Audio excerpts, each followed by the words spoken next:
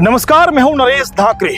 गर्मियों का मौसम चल रहा है और लोग अपने परिवार के साथ गर्मी से राहत पाने के लिए वाटर पार्क यानी कि स्विमिंग पूल में नहाने के लिए जा रहे हैं। तो ये खबर आप लोगों के लिए महत्वपूर्ण हो जाती है क्योंकि एक छोटी सी लापरवाही आपका परिवार उजाड़ सकती है। तो जुड़े रहिए मेरे साथ, मैं आपको बताऊंगा कि आखिरकार वाटर पार्क में हुए एक हादसे में किस तरीके से हंसता खेलता परिवार उजड़ गया।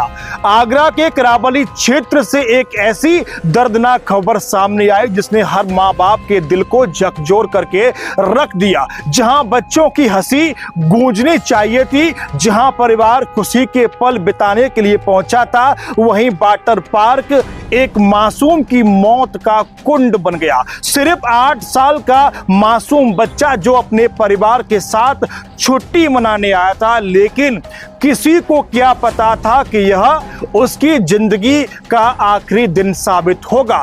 अब सवाल यह है कि आखिर इस दर्दनाक हादसे का जिम्मेदार कौन है? क्या वाटर पार्क में सुरक्षा के इंतजाम सिर्फ दिखावा थे? और सबसे बड़ा सवाल, हादसे के वक्त लाइफ गार्ड आखिर कहां थे? आगरा के करावली क्षेत्र स्थित तेवतिया वाटर पार्क में उस समय पर चीख पुकार मच गई जब एक 8 साल के मासूम का शव पानी में तैरता हुआ मिला। बताया जा रहा है कि बच्चा अपने परिवार के साथ घूमने और मस्ती करने वाटर पार्क आया था।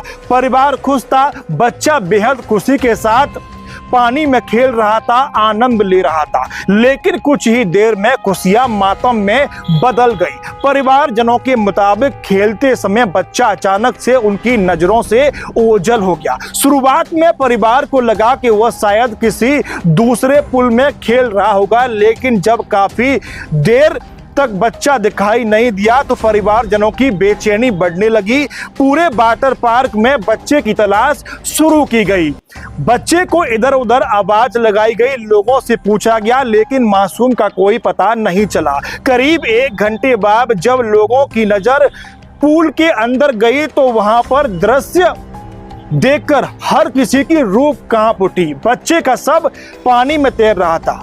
जिस बच्चे की कुछ देर पहले हंसी गूंज रही थी, अब वह बच्चा खामोश हो चुका था। घटना के बाद मौके पर अफरा तफरी मच गई। परिवारजन रोने लगे, लोगों की भीड़ इकट्ठा हो गई। आनन फानन में बच्चे को पानी से बाहर निकाला गया और अस्पताल ले जाया गया, लेकिन तब तक बहुत देर हो चुकी थी। डॉक्टरों ने मासूम बच्चे को अस्पताल में मृत घोषित कर दिया। सूचना मिलते ही पुलिस मौके पर पहुंची और पुलिस ने सबको कब्जे में लेकर पोस्टमार्टम के लिए भेज दिया। फिलहाल पुलिस पूरे मामले की जांच पड़ताल करने में जुटी हुई है। पुलिस यह पता लगाने की कोशिश कर रही है कि आखिर इतनी बड़ी लापरवाही स्विमिंग पूल के अंदर कैसे हो गई।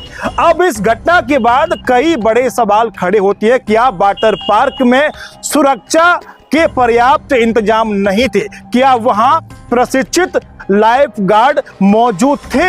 अगर वो थे तो हादसे के वक्त उनकी नजर मासूम बच्चे पर क्यों नहीं पड़ी? एक बच्चा करीब 1 घंटे तक लापता रहा और किसी को इसके बारे में भनक तक नहीं लगी। आखिर कैसे? परिवारजनों का आरोप है कि वाटर पार्क प्रशासन की लापरवाही की वजह से उनके बच्चे की जान गई है। अगर समय रहते निगरानी होती, अगर सुरक्षा व्यवस्था मजबूत होती तो शायद यह मासूम जिंदा होता। इस दर्दनाक घटना ने एक बार फिर से वाटर पार्कों की सुरक्षा व्यवस्था पर बड़े सवाल खड़े कर दिए। गर्मी के मौसम में हजारों परिवार अपने बच्चों को लेकर के ऐसे पार्कों में पहुंचते हैं, लेकिन सुरक्षा व्यवस्था के दावे सिर्फ कागजों तक सीमित रह जाते हैं। तो ये मनोरंजन स्थल कभी कभी मौत का जाल बन जाते हैं। फिलहाल पुलिस मामले की जांच कर रही है और यह देखने की कोशिश कर रही है कि हादसा महज दुर्घटना थी या फिर इसके पीछे कोई गंभीर वजह रही है। लापरवाही छिपी हुई है। एक परिवार अपने बच्चे के साथ खुशियां मनाने निकला था, लेकिन अब उसी परिवार के घर में मातम पसरा हुआ है।